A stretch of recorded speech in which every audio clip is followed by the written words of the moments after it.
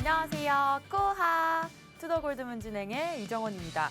비트코인은 6월 중순 이후 처음으로 24,000달러를 넘어서면서 추가 회복 기대감을 불러일으키고 있습니다. 그러나 단기 급등에 따른 조정과 또 재하락 우려 또한 적지 않은데요. 우리가 아직 위기를 벗어나지 못했더라도 점점 더 많은 투자자분들께서 올해 시장에서 최악의 상황이 좀 지났다고 믿고 있습니다. 이런 상황에서 어떤 자세로 투자에 임하면 좋을지 오늘 전문가님들 모시고 얘기 나눠보도록 하겠습니다. 먼저 비트필승님 모셔볼게요. 필승! 네. 안녕하세요. 네, 안녕하세요. 지금 방송 진행하는 와중에 지금 비트코인이 과대 낙폭을 좀 보이고 있습니다. 뭐 과대 낙폭까지는 아닌데 아직 이제 지금 같은 상태는 이제 건강한 조정세라고 설명드릴 수 있겠습니다. 아무래도 이제 박스권이나 이 분기점인 선상을 넘어설 때 건강한 조정세, 그러니까 조정세조차도 나오지 않고 지속적으로 뚫어주면서 단기적으로 너무 큰 우상향을 보였기 때문에 건강한 조정이다. 아직 그리고 오늘 물론 이제 시장 하방 압력세를 가한 어떤 악재성 이슈도 있지만 이따가 설명드리겠지만 이런 부분보다는 아직까지 뭐 다음 주 선상에 있는 금리 인사 발표 때까지는 조금 더 여유적인 관점으로서 쳐다보실 수 있겠습니다. 오늘 같은 선상에서는 비트코인이 다시 양봉 전환될 가능성 아직까지 여러 개 남아 있고 발표 때까지는 우상향할 시점이다라고 간단하게 설명드려보면서 정확한 거시적인 경제나 차트적인 관점은 이따 추후에 설명드리도록 하겠습니다. 네, 지금 실시간으로 단기 하락세 보이고 있는데 지금 이 하락은 단순한 약간 건강한 조정이라고 말씀 주셨습니다. 계속해서 남수르님 모셔볼게요. 안녕하세요. 안녕하세요. 여러분들 코인 시장에서 부자를 만들어 드릴 남수르 전문가입니다. 반갑습니다. 저번에 제가 이 비트코인 모형을 들고 왔었는데 여기 뒤에가 흰 배경이라 잘 안 보이더라고요. 여기 되면 잘 보이시나요? 네. 이거 모형인데 금으로 만들어 드리겠습니다, 여러분들.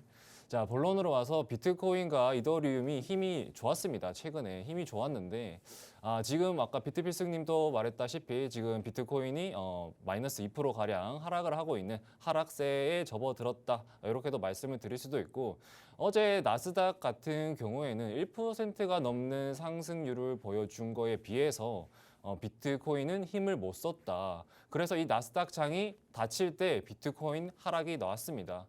비트코인이 어느 정도 지금 올라갈 힘이 없다. 이렇게도 말씀드릴 수가 있는데 아무래도 이 달러의 강세가 조금 다시 올라가는 모습이 보이니까 하락하는 게 아닌가 이런 생각도 듭니다.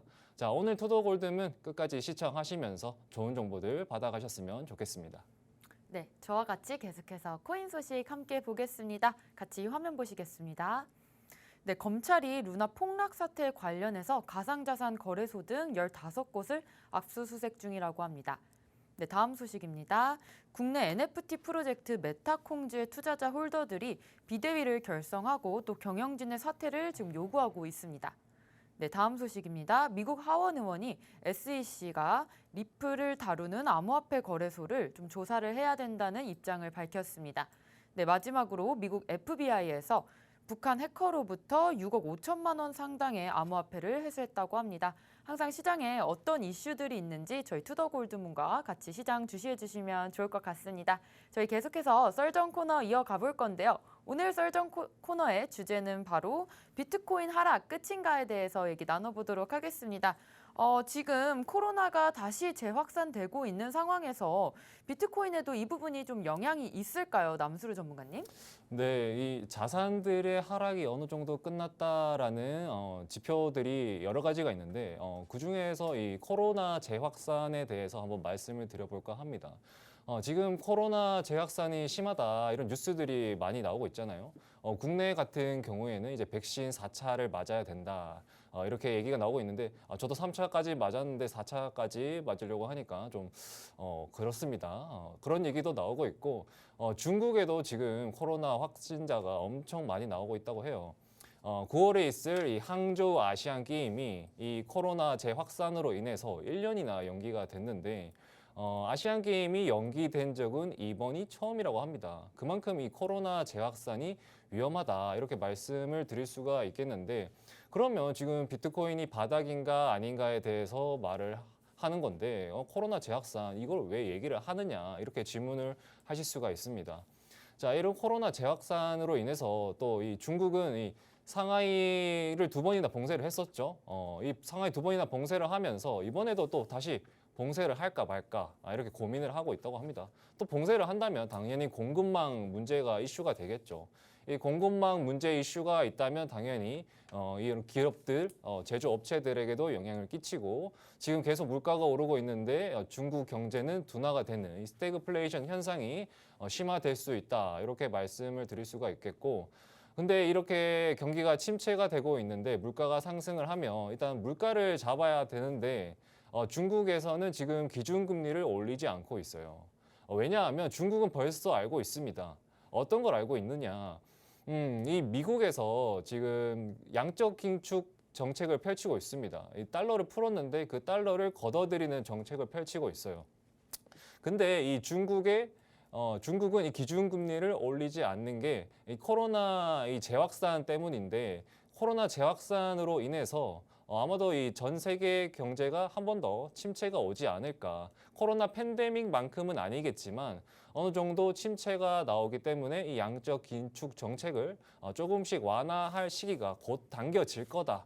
이렇게 예측을 하고 있습니다. 그래서 중국에서는 기준금리를 인상하지 않고 있다. 이런 얘기를 드릴 수 있겠고 그래서 결론적으로는 이 코로나가 재확산되면서 이 연준에서 금리 인상이 아니라 이 양적 긴축 정책이 조금씩 완화될 거다. 그러면 조금 이 유동성이 풀린다. 유동성이 풀리면 이 달러가 다시 달러의 강세가 약해지겠죠. 달러의 강세가 약해지면 어느 정도 비트코인과 자산들이 반등을 보여주는 게 아닌가. 그래서 지금은 좀 바닥이 나왔다. 이렇게 말씀을 드릴 수가 있겠습니다.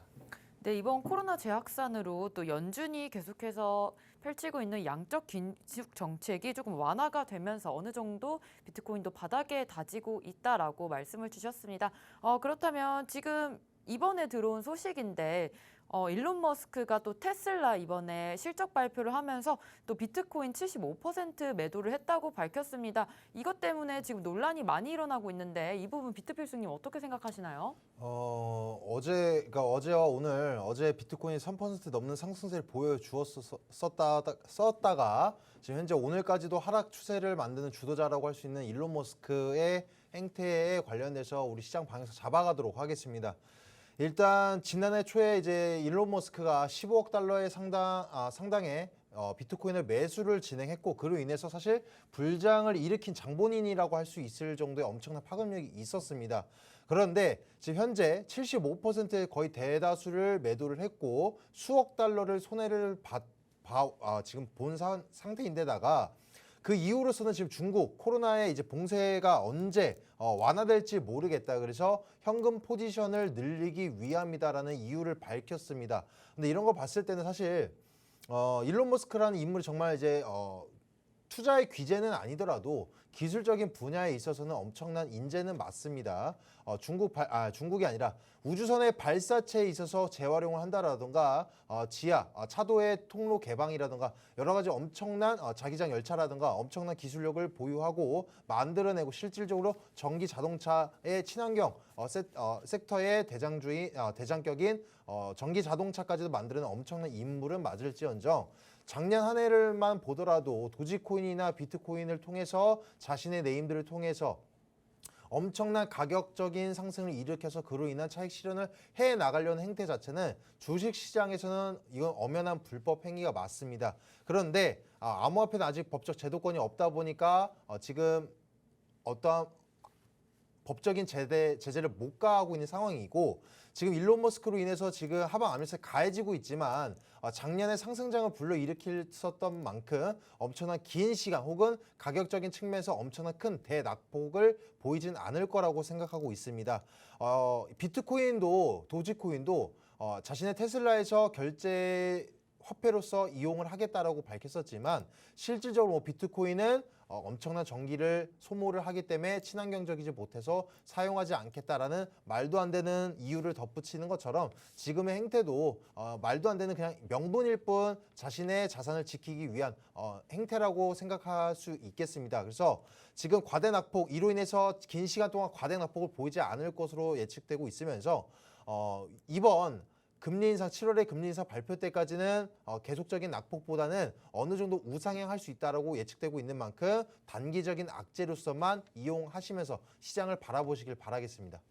네, 지금 현재 일론 머스크가 75% 정도 매도한 부분에 대해서는 단기적인 악재라고만 생각하시면 좋을 것 같습니다. 그렇다면 남수르 전문가님, 지금 EU 천연가스 사용이 또 15% 감축 제한이 들어왔다고 해요. 이 부분 시장 어떻게 보시나요? 네, 지금 에너지 문제가 심각하다 계속 말씀을 드리고 있습니다. 이 원유 같은 경우에는 이 바이든이 사우디를 찾아가서 원유 증산해달라 이런 뉴스도 보셨죠? 이런 얘기도 나오고 있는데 결론은 이 8월 3일 날에 있을 원유국들의 회의를 통해서 원유를 증산할까 안 할까 결정이 된다고 합니다. 어쨌든 이 원유를 증산하려는 일단 모션을 취하고 있다. 그래서 원유 같은 경우에는 불확실성이 좀 해소될 경우가 있는데 가스 같은 경우에는 조금 위험합니다. 가스는 지금 이 러시아와 독일을 잇는 이 가스관이 있습니다. 그 가스관이 있는데 노르트 스트림이라는 가스관이 있는데 이게 2주 전 11일부터 이 가스를 잠궜다고 해요. 러시아에서. 이 점검을 이유로 잠궜다고 하는데 진짜로 점검 때문에 잠궜는지 그거는 알 수가 없습니다. 어쨌든 2주간 가스를 잠그고 이제 EU에서는 이 가스를 잠근 것 때문에 나중에 이 러시아 쪽에서 이 가스를 공급을 안 하면 어쩌냐라면서 최악의 시나리오까지 생각을 하고 있다고 합니다. 하지만 최근에 푸틴이 얘기를 했어요. 오늘이에요. 오늘 날짜로 가스관 열어주겠다 이렇게 얘기를 했습니다. 근데 그 가스 공급량 줄 수 있다. 안 그래도 지난달에 원래 가스 공급하던 양에서 40%만 공급하던 가스였는데 거기에서 공급량을 더 줄이겠다고 합니다. 당장 지금 가스 공급이 안 된다면 이 올 겨울을 나기도 힘든 이 유럽의 입장입니다. 근데 다행히도 이 푸틴이 이 가스를 열어준다고 했기 때문에 어느 정도는 그럭저럭 이번 겨울을 버텨주지 않을까. 이렇게 생각이 드는데 EU 입장에서는 이 올 겨울을 버티면서 이 가스 의존도를 낮추는 방법을 모색을 하겠죠. 그러면 이 가스에 대한 리스크도 어느 정도 해소가 되겠다.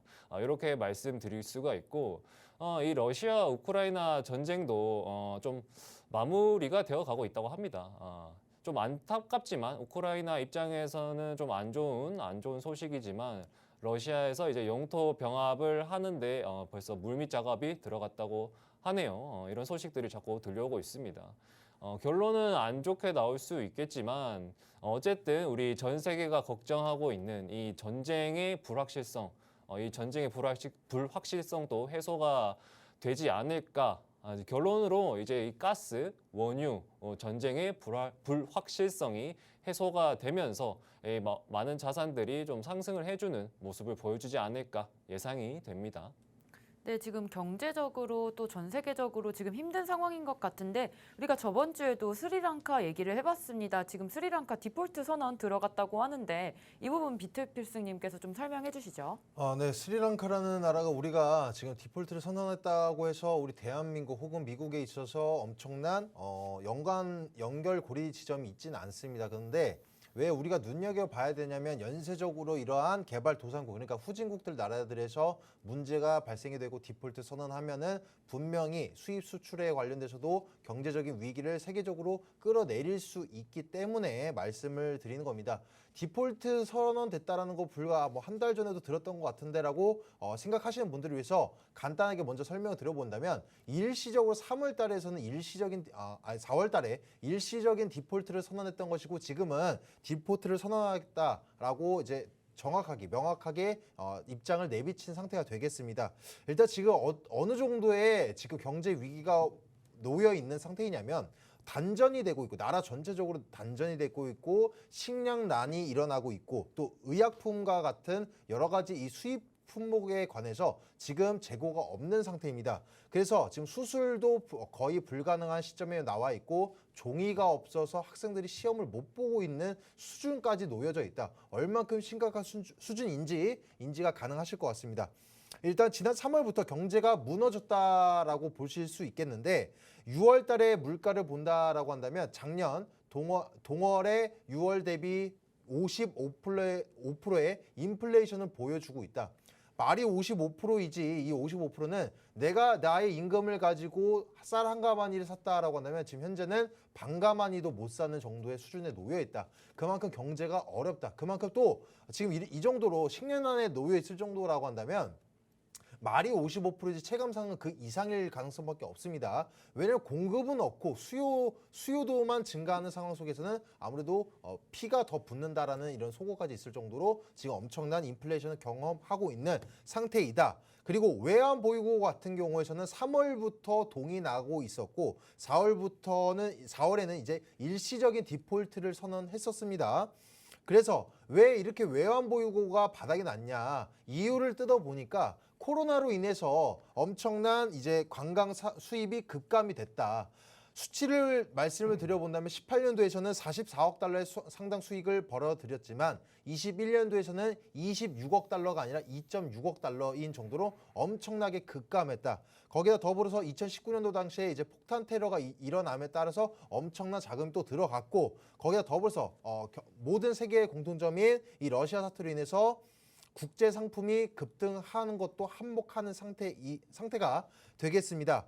일단 이것보다도 이런 이유들도 있겠지만 가장 비판받아야 될 부분은 바로 이제 경제 위기 관리가 부족한 정부의 대책이 되겠습니다.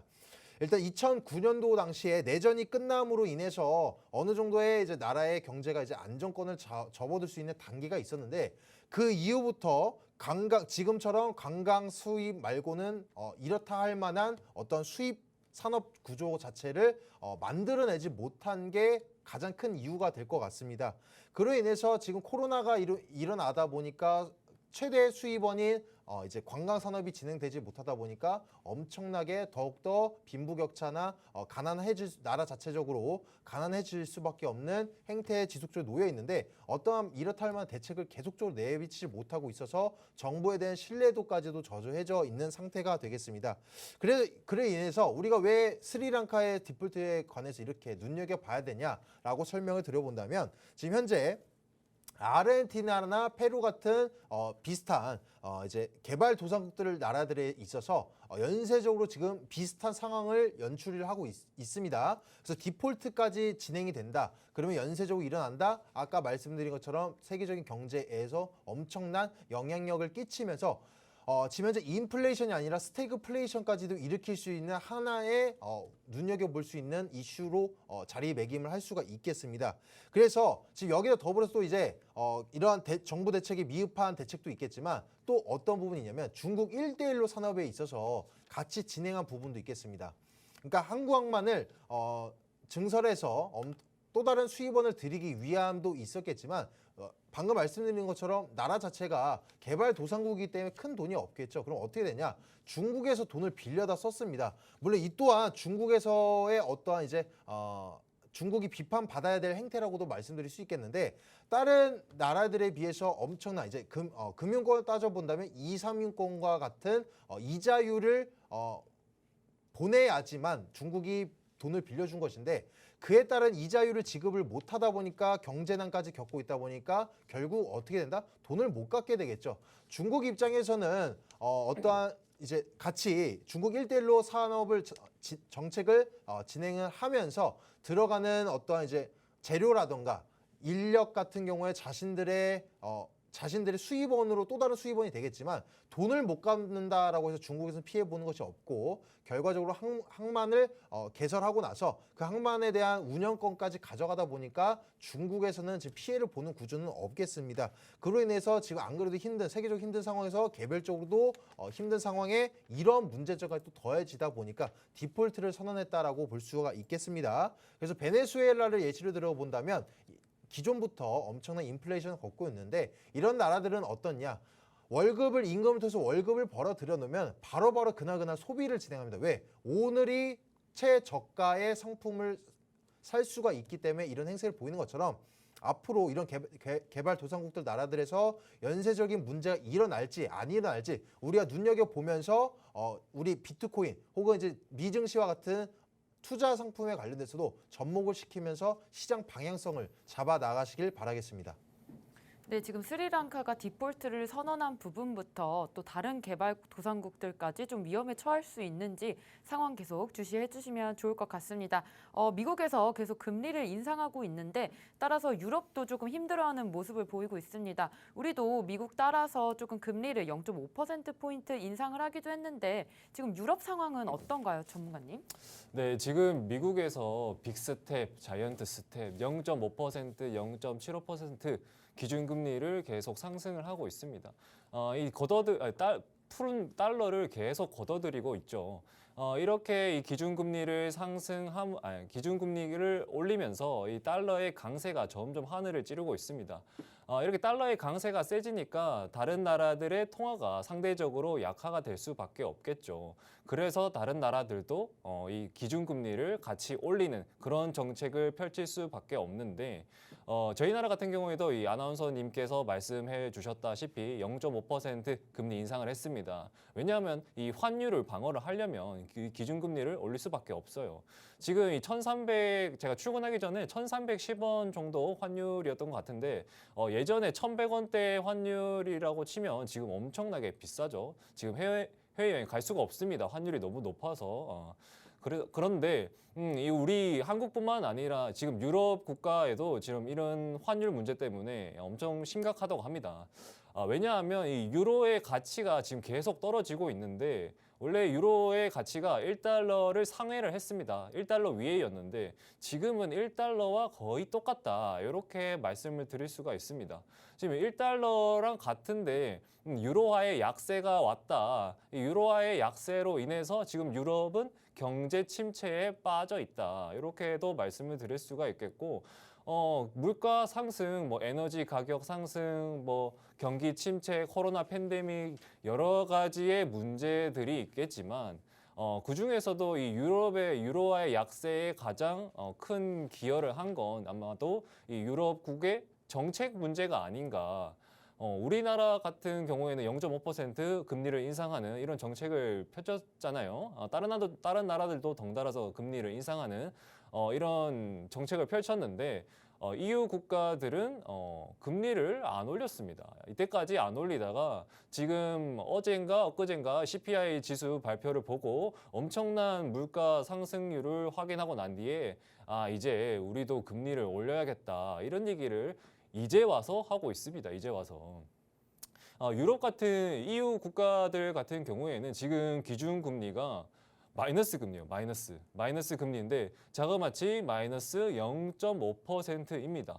근데 이 마이너스 0.5% 금리 지금 제로로 만들겠다. 제로로 만들려면 몇 퍼센트를 올려야 되겠습니까, 여러분들? 0.5% 인상을 해야 됩니다. 0.5% 빅스텝을 밟아야 된다. 이렇게 말씀을 드릴 수가 있겠는데 지금 와서 빅스텝을 밟는다. 시기가 너무 늦었죠. 지금 진작에 유로화가 약세가 오기 전에 진작에 기준금리를 올려서 좀 환율 방어를 했어야 되는데 지금 시기는 조금 늦었지 않나 이런 생각이 들기도 하고 하지만 이렇게 빅스텝을 밟는다면 유로화 가격이 어느 정도 방어가 되겠죠.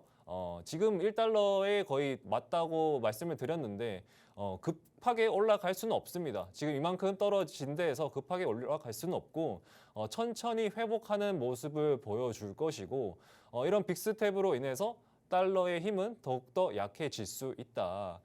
이런 결론적으로 이 빅스텝을 통해서 달러가 약세가 되면서 이 미국 증시 그리고 국내 증시, 이 암호화폐 자산들이 좀 디커플링 현상을 보여주면서 상승을 보여주지 않을까. 그래서 이 바닥이 어느 정도 잡혔다. 이렇게 말씀을 드려볼 수 있겠습니다. 네, 지금 다음 주에 금리 인상 발표가 앞두고 있습니다. 7월 금리 인상 발표 어떻게 될지 비트필승님 말씀해 주시죠. 네. 원래 지금 제가 기존 한 달 정도 더 이상 전부터 차트적인 관점이 더욱더 중요합니다라고 여러 번 말씀을 드렸었는데 항상 이런 경제 지표가 굵은 경제 지표가 있을 때는 시장적인 부분도 같이 인용할 수밖에 없겠죠. 평상시에도 인용하지만 차트적인 관점이 거의 80, 90%였다면 이런 경제 지표 굵은 지표가 있을 때는 반반씩 이렇게 인용을 한다라는 관점으로 살펴보도록 하겠습니다. 일단 금리 인상 발표 끝에 시점까지의 비트코인 동향 첫 번째, 그리고 두 번째는 금리 인상 발표된 이후의 단기적인 비트코인 방향성, 마지막 세 번째는 금리 인상 발표 이후의 수익적인 중장기적 관점의 비트코인 동향이 어떻게 움직일지 예측을 해야 하면서 분명 내가 들고 있는 알트들이 비트가 아니고 알트들이더라도 같이 시장 방에서 잡아가시면서 포지션을 매도 매수세의 이 포지션 잡아가셔야 되겠습니다. 일단 제가 지금까지 봤을 때 오늘은 저는 단기적인 시점을 봤을 때 오늘 양봉 전환될 가능성 크다라고 보고 있습니다. 그리고 금리 인상 발표 시점 날까지라고 정확하게는 말씀을 못 드려도 그 전까지는 최대 폭은 3,340선까지 올라갈 가능성이 매우 다분하다라고 말씀드릴 수 있겠습니다. 물론 확신성을 가지고 나서 3,340선 다다를 때까지 내가 들고 있는 최근에 들어왔던 단타적인 종목들을 계속적으로 잡아가시기보다는 시기적인 관점은 금리 인상 발표 전, 그리고 가격적인 측면은 3,340선을 최대치로 목표가를 설정하시면서 매매를 정리를 해야 될지, 혹은 더욱더 홀딩할지, 손절할지, 혹은 추가 매수를 해서 평단가를 낮출지, 이런 포지션을 생각을 해보셔라라는 관점으로서 말씀을 드려본 겁니다. 그리고 7월 이후부터 7월 금리 인상 발표 때는 지금 0.75%냐 혹은 1%의 금리 인상을 발표할지가 제일 높은 확률의 성으로서 놓여 있는데, 오히려 지금 최근에 0.5%의 인상폭을 단행할 수도 있다라는 얘기가 나오고 있습니다. 아직 확률로서는 거의 저조하지만 분명히 없지는 않다라고 생각하고 있습니다. 왜냐하면 아까 말씀드린 것처럼 스리랑카라던가 이런 개발도상국들의 나라들에 대해서 디폴트가 선언된다. 그럼 제가 뭐라고 말씀드렸죠? 세계적으로 지금 인플레이션을 수치를 잡기 위해서 금리 인상, 고금리를 단행을 하는 것이지만, 지금 너무 급진적인 금리 인상을 지속적으로 행하다 보면은 결과적으로 스태그플레이션, 경제 침체가 됐는데 인플레이션까지 안 잡히는 최악의 상황까지 놓여 있을 수밖에 없기 때문에 아마 0.5%의 인상폭을 오히려 반전으로서 내비칠 수도 있다라고 저는 보고 있습니다. 어찌됐건 지금 하루하루 일희일비 하시면서 비트코인 동향이 올라가냐 내려가냐를 따지시고 맞냐 틀리냐가 아니라 적어도 수익적인 관점으로서 단기적인 내가 방향성은 잡지 못할지언정 금리 인상 발표가 되고 나선 단기적으로 어느 정도 조정세를 가할 수 있겠다. 하지만 그 이후에 어느 정도 조정세가 나와주고 나서 바닥권 다지기 시기의 횡보세를 보이고 나서 이후부터는 적어도 9월 때까지는 큰 상승폭은 아니더라도 우상향 상승세의 시점은 보일 수 있을 거다라는 예측 시나리오를 적용하시면 아마 확률적으로는 거의 맞을 거라고 말씀드릴 수 있겠습니다. 제가 3주 넘는 기간 동안 비트코인 단기적 시점, 그리고 수익적인 관점, 가격적인 시점, 그리고 시기적인 관점까지 계속적으로 맞춰 나갔는데, 저라고 해서 뭐 100% 맞출 수는 없습니다. 저뿐만이 아니라 비트코인 창시자도 맞출 수 없고 그 누구도 맞출 수 없고 FOMC에서도 맞출 수는 없겠습니다. 하지만 우리가 항상 어렵더라도 가격적인 측면과 시기적인 측면을 계속적으로 예측하면서 왜 틀렸는지 이유를 따져보면서 방향성을 설정하다 보면 리스크를 줄이거나 수익률을 극대화할 수 있다는 관점 설명 드려보았습니다. 네, 오늘 이렇게 전문가님들과 또 비트코인 하락 끝인가에 대해서 얘기 나눠봤습니다. 저희는 잠시 뒤에 코인스쿨로 돌아오겠습니다.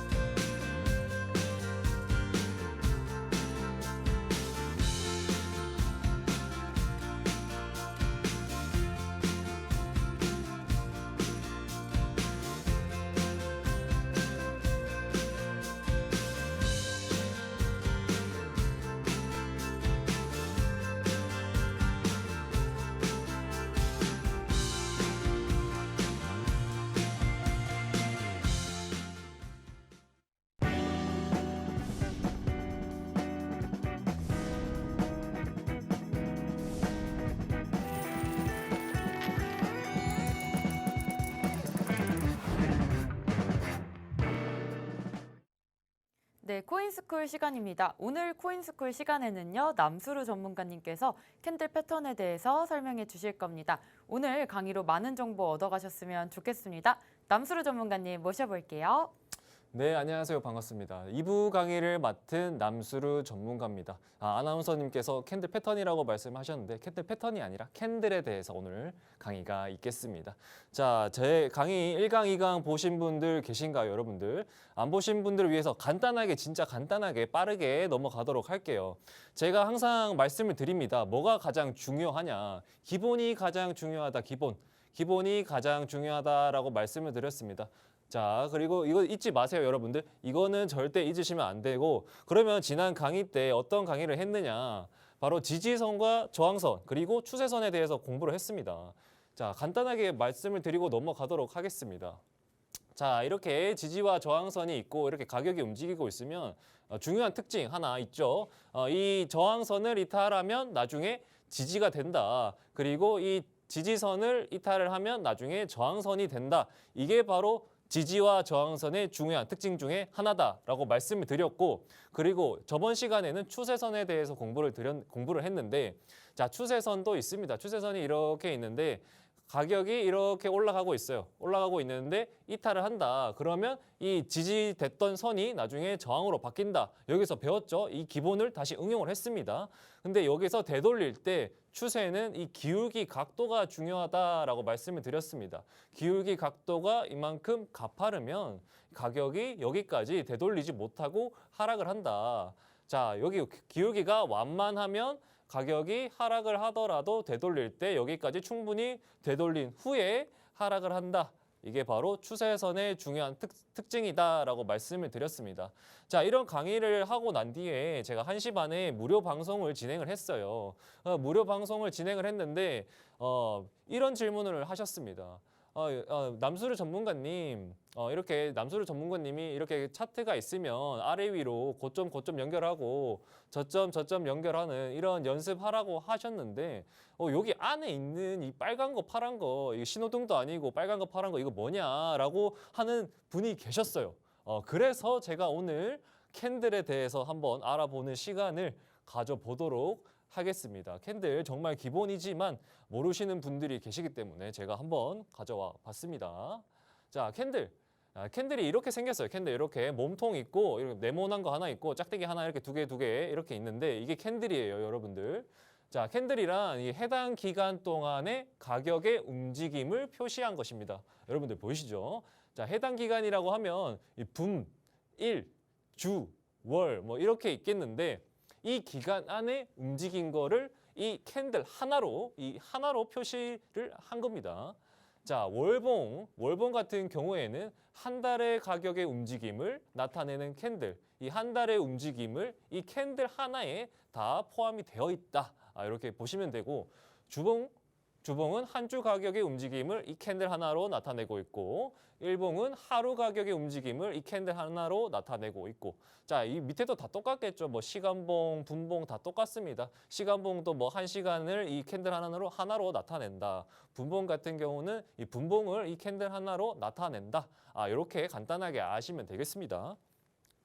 자, 이 캔들을 보시겠습니다. 캔들의 종류는 두 가지가 있습니다. 두 가지가 있는데, 자, 양봉, 음봉 이게 두 가지가 있습니다. 뭐 붉은색, 푸른색 아까 얘기해드렸죠.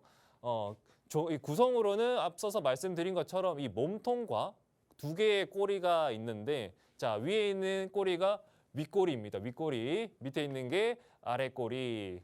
자, 양봉 같은 경우에는 이 몸통의 아랫부분이 여기 아랫부분 보이시죠? 이 아랫부분이 바로 시가입니다. 시작가라고 하죠. 이 몸통의 윗부분, 지금 빨간색으로 하니까 안 보이네요. 파란색으로 보여드릴게요. 몸통의 윗부분, 여기 윗부분을 바로 종가, 가격이 끝나는 가격이다. 그리고 이거는 그동안 움직인 가격의 최저가이고 여기는 최고가이다라고 말씀을 드릴 수가 있겠습니다.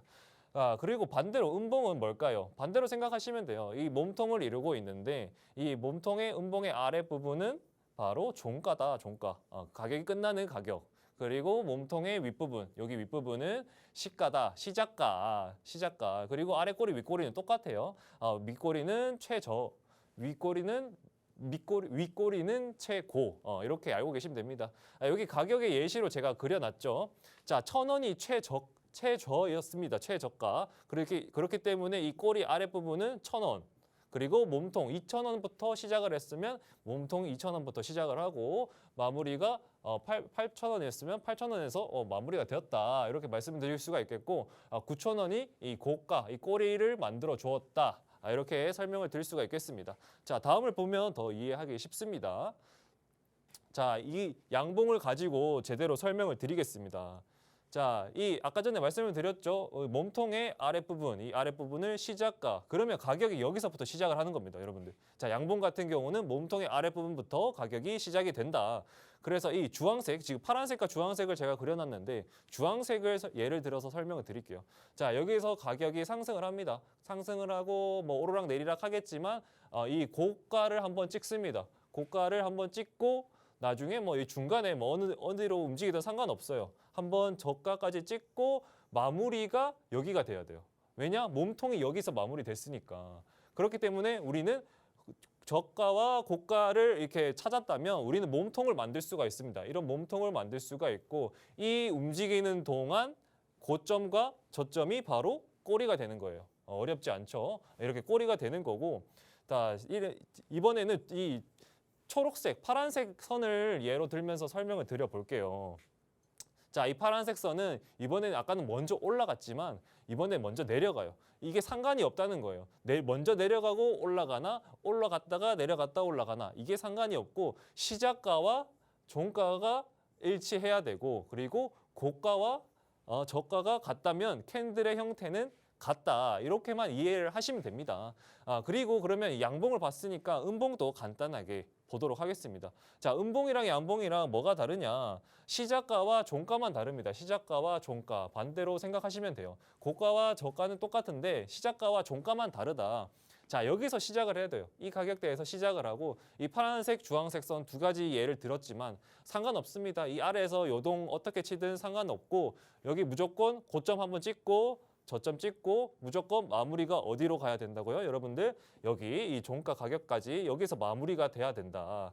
그래서 이 시작가와 이 종가가 만들어졌다면 이 캔들의 몸통을 이루고 이 고가와 저가가 형성이 되었다면 이 꼬리 형태로 이루어준다. 이렇게 말씀을 드릴 수가 있겠습니다. 자, 이 캔들에도 좀 종류가 있어요. 보면 제가 여러 가지 종류를 가져왔는데 여기 보면 지금 원래 꼬리가 있어야 되는데 꼬리가 없잖아요. 그렇다는 건 이 종가와 고가가 똑같다. 꼬리가 없는 캔들의 형태다라고 말씀을 드릴 수가 있겠습니다. 자, 여기 그 그래프를 볼게요. 자, 여기서 이 캔들의 몸통 아래쪽에서 시작을 합니다. 시작하고 저점 나오고 고점이 나왔는데 이 고점이 종점이랑 똑같습니다. 그렇기 때문에 캔들은 여기 몸통을 이루죠. 시작가와 종점 몸통을 이루고 지금 저가가 나왔기 때문에 이런 캔들의 형태가 나오는 거예요. 어렵지 않죠, 여러분들. 자, 여기 같은 경우는 종가와 시가가 같은 경우입니다. 자, 여기서 가격이 시작을 합니다. 여기서 가격이 시작을 하고 마무리가 여기서 되는 종가와 시가가 같은. 그래서 몸통이 여기서 이루는 거예요. 이렇게 점처럼 일직선으로 보이겠지만 지금 캔들 형태에 있습니다. 여기 이렇게 일직선의 캔들의 형태를 이루고 고점과 저점은 그냥 이런 짝대기 꼬리 형태로 나온다. 이렇게 말씀을 드릴 수가 있겠고 자, 여기 같은 경우는 시가, 종가, 고가가 똑같다. 여기 보시면 여기 시작가, 나중에 종가 똑같고 이 고가까지 똑같죠. 그래서 여기서 이 짝대기 모양 하나 생기고 나중에 저점이 만들어졌으면 저점은 이 아래 꼬리로 이루어진다. 그리고 반대로 시가와 종가가 저가가 똑같으면 자, 여기서 시작을 하겠죠. 당연히 시작가가 여기니까. 나중에 여기서 차트가 고점을 찍고 여기서 종가가 마무리가 된다면 당연히 여기서 이런 모양 나오고 나중에 고가가 나오니까 윗꼬리 이렇게 길게 나오는 형태의 캔들이 형성될 수 있다. 이렇게 말씀을 드릴 수가 있겠습니다. 자, 예시를 한번 봐야죠. 예시를 한번 봐야 되는데 자, 여기 보시면 여기 보시면 보이시죠? 망치. 이걸 망치형이라고 해요. 망치 토르 망치 같이 생겼잖아요. 이게 이 모양입니다. 이 앞서서 말씀드렸던 이 모양 같이 생겼어요. 자, 여기 예시를 볼게요. 그러면 여기 같은 경우에는 지금 망치 형태의 이런 형태가 됐으니까 여기가 시가, 여기가 종가. 그리고 여기가 저점이다라고 이해하시면 되고, 자, 여기도 똑같죠. 여기는 시가와 지금 잘 보이시나 모르겠는데 여기 보시면 이런 십자가 모양이 있어요. 십자가 모양. 십자가 모양 우리 앞전에 금방 배웠죠. 시작가와 종가가 같은 캔들이다. 그리고 윗꼬리, 아랫꼬리, 최고가, 최저점이다. 이 예시를 보시면 정말 이해하기 쉽습니다. 자, 그렇고 자, 다른 예로 여기 이런 것도 있습니다. 이 한 차트 안에 제가 예시로 들었던 게 다 있어요. 기가 막히죠. 여기 보시면 이 아랫꼬리와 여기 아래와 이 시작가와 종가가 같고 위에 고점이 있는 이런 캔들도 보이고, 또 여기 이런 못 모양 같은 이런 캔들도 보인다. 다들 이해하셨죠? 시작가와 종가가 똑같으면서 고가까지 똑같은 이런 형태의 캔들도 예시를 볼 수가 있습니다. 자, 이번에는 이 캔들의 종류에 주봉, 월봉, 일봉, 뭐 분봉 여러 가지가 많은데 주봉의 예로 한번 들어보도록 할게요. 주봉 같은 경우는 우리가 일주일이 월화수목금토일이 있습니다. 그래서 그 7일의 캔들이 합쳐서 이 하나의 주봉의 캔들로 완성이 되는 거예요. 자, 그렇다면 자, 제가 적어놨죠. 이 월, 화, 수, 목, 금, 토, 일이 있습니다. 그러면 당연히 이런 캔들이 있으면 시작가는 어딜까요, 여러분들? 당연히 이 캔들의 몸통의 제일 밑부분이다라고 제가 말씀을 드리고 있습니다. 여기 밑부분이 시작가입니다. 시작가. 그러면 이 월요일 날에 캔들이 여기서 시작을 해야 돼요. 여기서 시작을 해야 돼요. 그러면 또 주봉 캔들이 이 위에 여기가 마감이 됐잖아요. 여기가 종가라고 말씀을 드렸는데 몸통의 윗부분 여기가 종가입니다. 그러면 우리 일주일의 끝 일요일 날로 와서 일요일 날 이 마무리의 가격이 저 가격이 돼야 됩니다, 여러분들. 그래서 이 음봉 캔들로 그려놨는데 여기가 이제 캔들 마무리가 되는 겁니다. 그래서 캔들 주봉의 몸통이 시작가와 종가가 정해졌기 때문에 여기 몸통이 형성이 되는 거예요. 이런 몸통이 형성이 되는 거고, 이렇게 월화수목금토일 캔들이 아래 위로 움직이겠지만 그 사이에 저점과 고점이 있겠죠. 이 저점과 고점이 있으면 아래 위로의 꼬리의 형태로 이루어준다. 이게 바로 월화수목금토일 일주일을 합쳐서 하나의 주봉의 캔들로 만들어진다. 이게 원리입니다. 캔들의 원리예요. 어렵지 않죠. 그러면 주봉을 봤으니까 우리 예시도 한번 봐야겠죠. 지금 제가 비트코인 이 주봉 캔들 가져왔습니다. 예시로. 이거 보시면 이 하나의 아까 앞서서 말씀드렸던 것처럼 월화수목금토일의 캔들이 합쳐서 이 하나에 다 적용되어 있다. 이렇게 알고 계시면 돼요. 어렵지 않아요. 그렇게 간단하게 알고 계시면 되고, 그러면 우리가 다음에 대해서 한번 알아봐야겠죠. 네. 일봉에 대해서 한번 알아보겠습니다. 자, 아까는 주봉에 대해서 알아봤다면 이번에는 일봉에 대해서 알아볼게요. 자, 일봉은 우리 코인은 주식과는 다르게 24시간이 열려 있습니다. 그래서 일봉에는 시간 12시간, 24시간이 이 안에 들어있다. 이렇게 말씀드릴 수가 있겠고, 자, 보시면 여기 9시부터 업비트 기준 9시부터 시작을 해서 종가 9시 부분 9시까지 캔들을 제가 그려놨습니다. 미리.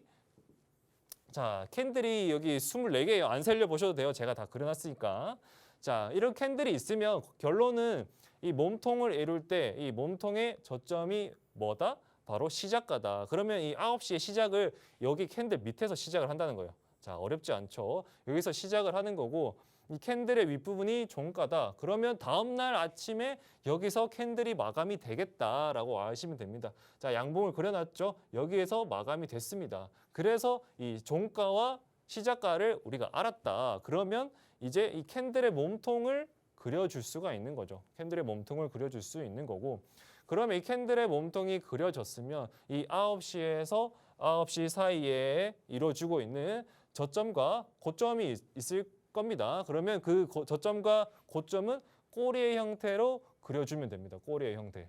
자, 이런 형태가 나옵니다. 정말 어렵지 않습니다. 자, 이게 바로 24시간, 코인장은 24시간이라고 말씀드렸죠. 24시간의 시간봉의 캔들 24개가 모여서 단 하나의 일봉, 하나의 일봉 차트로 만들어지는 거다. 그래서 제가 계속 말씀을 드리는 게 뭐라고 말씀을 드리냐면 우리가 시간봉, 분봉, 뭐 일봉, 주봉 이런 게 있는데 제가 계속 큰 시간대의 차트, 캔들이 중요하다고 말씀을 드리는 이유가 이 24개의 시간이 합쳐서 하나의 캔들을 이루어 주었고 주봉 같은 경우는 이 일봉의 캔들이 7개가 모여서 주봉의 하나의 주봉의 캔들이 만들어집니다.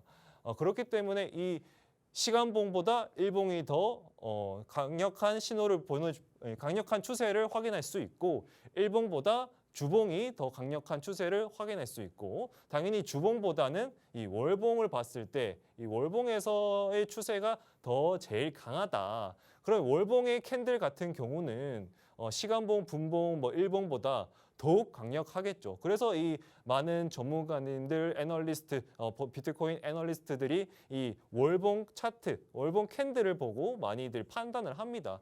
이제 우리 가격이 오를 것인가, 어느 정도 바닥이 나온 게 아닌가 이런 식으로 판단을 하는데 그만큼 이 월봉 캔들 중요하다. 캔들 하나하나 일봉, 주봉, 시간봉 다 중요하지만 큰 시간대로 갈수록 가장 중요하다 말씀을 드릴 수가 있겠습니다.